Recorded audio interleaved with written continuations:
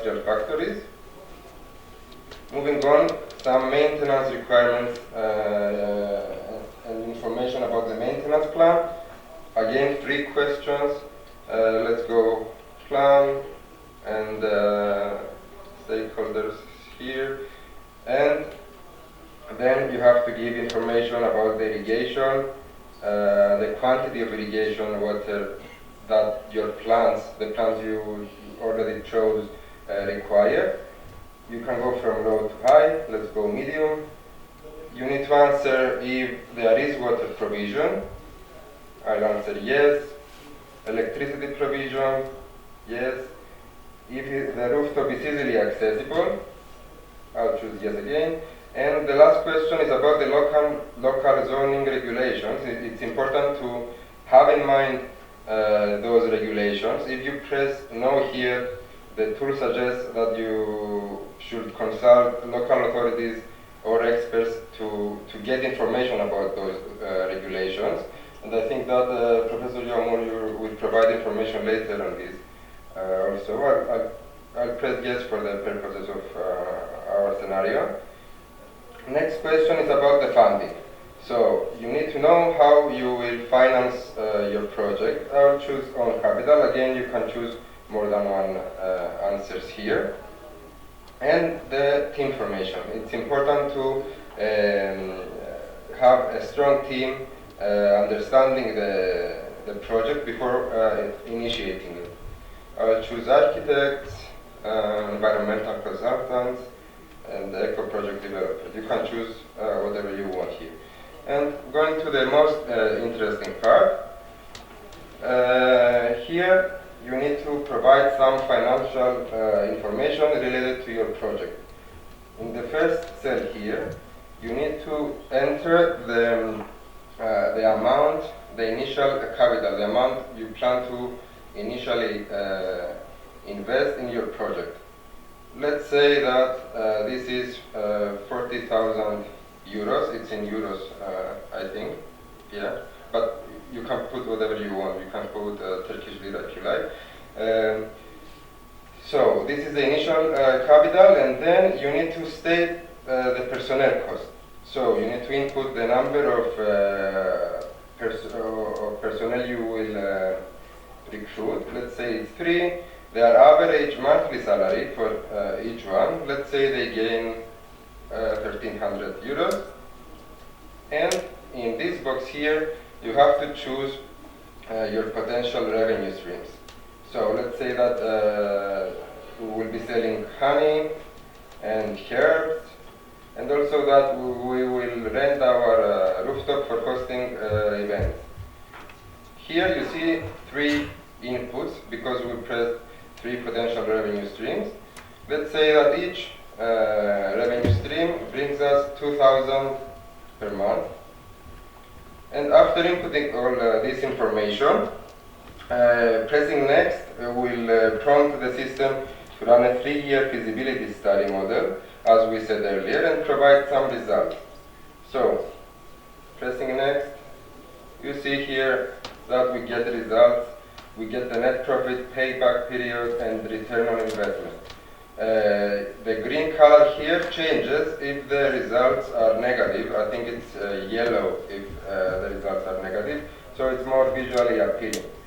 The first one is net profit. We see that this project will generate 35,000 euros in the 3-year period, which is good profit. The payback period is 6.7 months. The shorter the payback period, it means the faster you will recover your initial costs. And third one is the return on investment, which is a percentage. Here it is 89%. This means that for every euro you invest, you get back 89 profit. So it's a good investment. And pressing submit here allows us to get to this page where we can download the report. We will press it now, and it opens it directly. You can download this report and use it for your own purposes. You see that our personal information and the project-specific information we inputted is all in this report, which is very handy.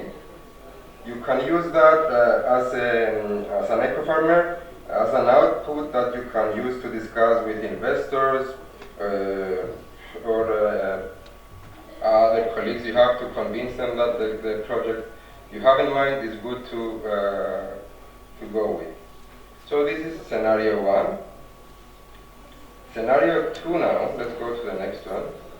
Scenario 2 is similar to scenario 1, but focuses on building owners.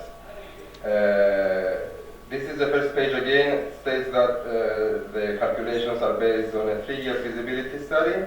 This is for building owners who have a rooftop to offer and maybe want to transform it from a passive rooftop into a productive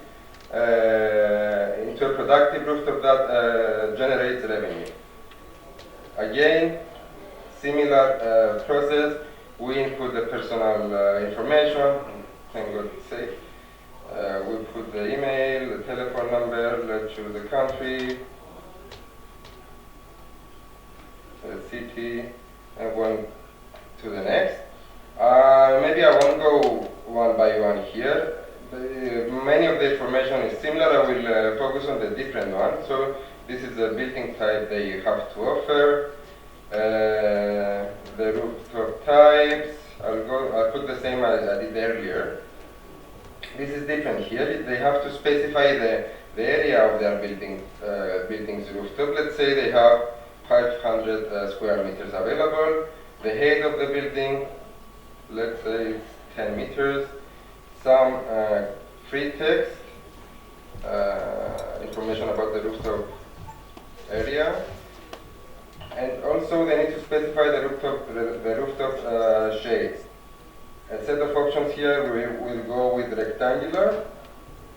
They have to specify also the rooftop slope with 3 options. I'll choose the low slope roof. And they need to specify the weight loading of their building in kilos. This is an information that building owners might not have, but they can use our third scenario, which I will show later, where they can input the building's information and they will get the result they need to input here. I will say here 50,000 and we will get back to it later. This is a question about the local zoning regulations and some local specific, building location information, mainly about the weather. The volume of rainfall affects the overall project, so we have to input the answer, the sunlight, the wind, frost, exposure to snow, if there is water provision and electricity provision, and if the rooftop is easily accessible. So again, building owners here need to say how they plan to finance their project. Let's go on capital and state their objectives as eco-farmers had to do in scenario 1. They have to choose from a set of options for the scenarios 2. Give information about their plan, about their stakeholders, since building the right team is very important for the success of such project.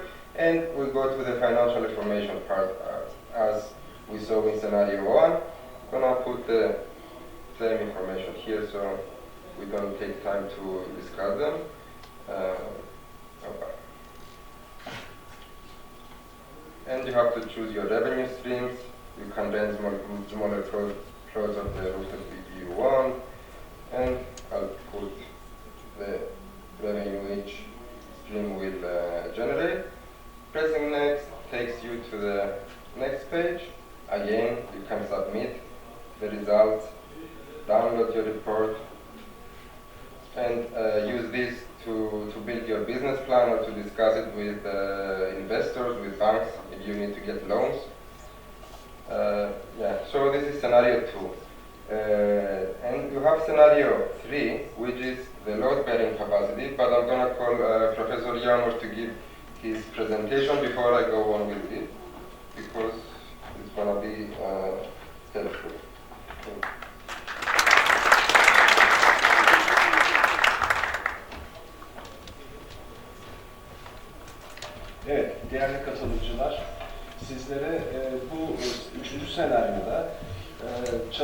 üstü tarımıyla alakalı bir binayı değerlendirmenin hızlı bir metodunu tanıtacağız. Üçüncü senaryoda da web tabanlı bir giriş sağlıyoruz ve bu girişi sağladığımız yapı hakkında da çok basit bir takım bilgilere ihtiyaç duyuyoruz. Her yapı sahibinin yapısı hakkında temelde sahip olabileceği bilgilerle o yapının ne kadar deprem riski içerdiğini ve o yapının çatı üstü tarım uygulaması için ne derecede uygun olup olmadığını bu web aplikasyonunun göstermesini, daha doğrusu belirli bir doğruluk derecesiyle tahmin etmesini sağlamayı düşünüyoruz. İlk bize sorduğu soru, değerli katılımcılar, bölgenizdeki sismik aktivitenin yoğunluğu hakkında olacak.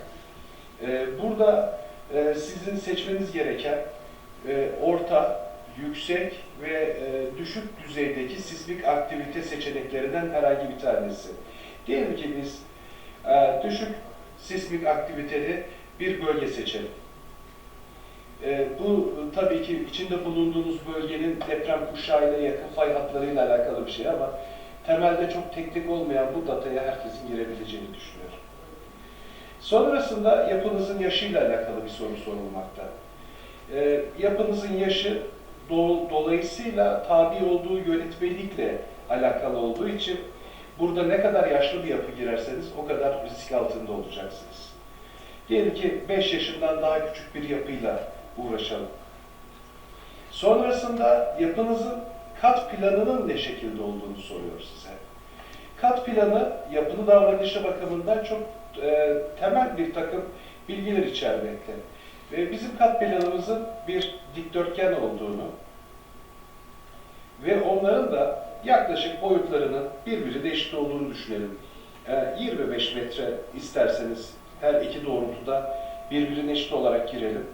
Girinti çıkıntı olmadığı için burada AX, AY gibi parametrelere girmeyeceğimizi ifade edelim. Sonrasında bize sorduğu şey yatay doğrultularda ne kadar miktarda açıklıklar mevcut? Yani kaç kolon aksı, kaç giriş aksınız var? Bunu sormakta. Biz de yaklaşık X ve Y doğrultularında ya da yatay ve düşey doğrultularda 5'er tane aks girdiğimizi ifade edelim bina için. En sonunda yapıyla alakalı ne kadar yüksekliği var bu binanın diye sormakta. 7 metreden düşük, 11 metreden düşük, 18 metreden düşük tarzında girişler yapabiliyoruz. Diyelim ki bizim binamız 3 katlı olsun. Yaklaşık 11 metreden de daha az olduğunu ifade eder. Çünkü burada çok yüksek katlı yapıların da sayın konuşmacıların daha önce söylediği gibi rüzgar etkileri sebebiyle çok mantıklı olmadığını zaten biliyoruz. Yapıda kaç kat var diye soruyor. Benim aklımda 3 kat var diyeceğim. Peki kaç tane kolon var diye soruyor. Bu da temel bir bilgidir. Yani kaç tane düşey taşıyıcınız var diye soruyor. Ben de burada yani işte 5 aks orada, 5 aks burada dersem 12 tane de 15 tane de kolon var diye cevaplayabilirim herhalde. Çok da mantıksız olmaz. Herhangi bir kolonun yaklaşık kesit alanını soruyor. Bunu da herhangi bir metreyle ölçebilirsiniz. Yani çok spesifik uzmanı olmanıza gerek yok. Düşey taşıyıcıyı bulduğunuz zaman yaklaşık olarak ölçüm şu kadardır dediğinizde sanırım 40'a 40 olsa 0.016 olamadı.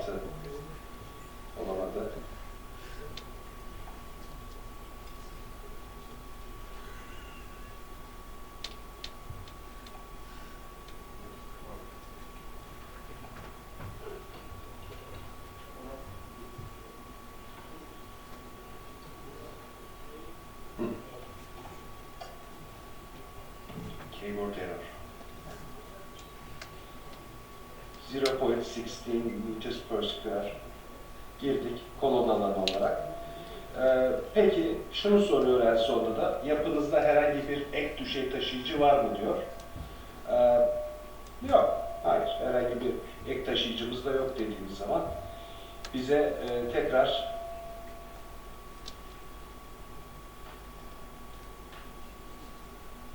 Cross-section area typical secure is not in the valid number. Okay. Demek ki burayı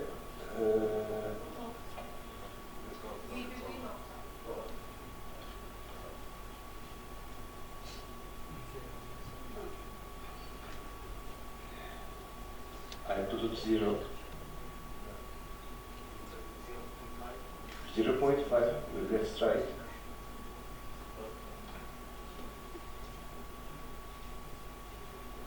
Okay. 0.5.